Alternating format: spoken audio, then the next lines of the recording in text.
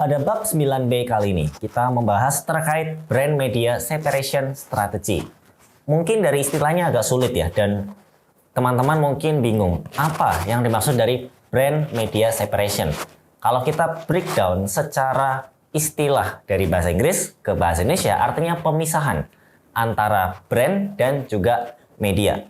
Maksudnya bagaimana? Maksudnya adalah akun media sendiri dan akun untuk brand itu sendiri. Jadi akun media satu jadi benar-benar terpisah, sebutlah akunnya A gitu ya. Kemudian akun B itu khusus medianya. Ya, jadi pemisahan antara brand dan media ini seperti memang makin ke sini juga ada beberapa yang seperti itu ya, terlepas mungkin namanya mirip-mirip gitu ya, ataupun mungkin ada yang namanya agak berbeda. Yang jelas strategi ini juga cukup banyak digunakan.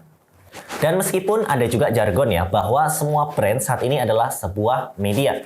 Namun dengan pemisahan ini akan memberikan keleluasan brand apabila ada campaign tertentu yang mungkin sifatnya lebih direct ke funnel bawah ya, yaitu seperti conversion. Secara konsep, brand media separation strategy ini memisahkan dua akun menjadi fungsi yang berbeda-beda. Ya, contoh studi kasusnya ya. Kamu punya brand yang produknya adalah peralatan dapur yang menargetkan ibu-ibu muda. Nah, maka pembagian akunnya adalah sebagai berikut. Teman-teman bisa cek ya di bagian kalau di kiri saya, yaitu adalah akun media. Nah, akun media di sini berarti ya sudah khusus sebagai layaknya media saja.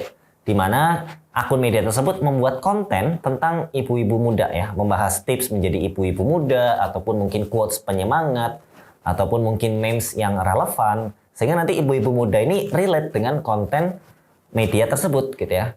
Jadi itu akan menjadi kumpulnya ya, atau tempat berkumpulnya ibu-ibu ya, karena ya pembahasannya cukup menarik gitu. Kemudian di sebelah kanan kita ya, kita bisa cek ada namanya akun brand. Nah, bikin akun brand ini akunnya adalah fokus ya pada promosi produk, alat-alat dapur dari brand yang kita miliki saat ini. Ya, posting soal promo, giveaway ya, product knowledge ya, keunggulan, USP ya, dan memang cenderungnya adalah funnel ke bawah ya, lebih cenderungnya hard selling ya, meskipun mungkin ada pengemasan-pengemasan yang menarik ya. Dan kalau kita lihat memang posting KOL atau ambassador itu juga bisa menjadi opsi di akun brand ini, termasuk campaign lainnya yang mungkin berkaitan dengan brand tersebut. Nah, kalau teman-teman lihat ya, di sini ada akun media yang punya bulatan-bulatan, kemudian ada akun brand juga yang punya bulatan-bulatan. Kita bisa bilang ada bulatan ya atau lingkaran yang warnanya itu solid, dan ada juga bulatan atau lingkaran yang warna itu gradien ya, yang emas-emas kehitaman. Nah, di sini di bagian akun media yang di bagian kiri itu ada 7 lingkaran ya, di mana 4-nya itu solid, 3-nya gradien. Yang di kanan ya, akun brand itu ada 3 lingkaran gradien. Oke. Nah, lingkaran gradien ini kita anggap sebagai orang ya atau audiens yang terconvert untuk beli. Jadi dari sekitar 7 lingkaran atau sebutlah 7 audiens ya, 7 orang, 3-nya itu terconvert ke akun brand karena merasa relate dan memang butuh ya peralatan dapur karena profilingnya itu sesuai. Nah, kurang lebih konteksnya atau konsepnya seperti kecantol ya. Jadi 7, setidaknya kecantol 3 ya, sekitar ya 40 atau 50%. Nah, itu konsep dari akun media ke akun brand. Itu akan pengaruh juga ya. Seperti yang saya sampaikan tadi, penyesuaian funnel pun juga akan terpengaruh ya, di mana akun media itu berfokus ke awareness dan engagement ya, mencari audiens sebanyak-banyaknya dengan quotes, dengan memes ataupun mungkin tips, trik, edukasi, how to tentang rumah tangga ya, parenting yang memang relate dengan ibu-ibu muda ya.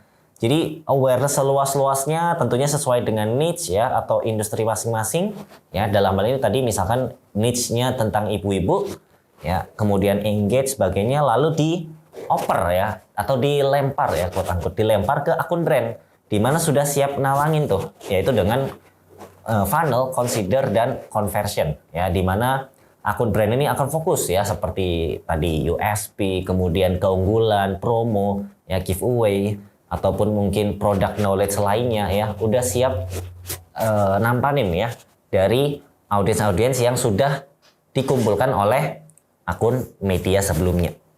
Nah, apakah ada pro kontra? Tentu saja ada ya. Masing-masing ini setiap strategi itu pasti ada plus dan minusnya, atau bahasa kerennya adalah trade off ya.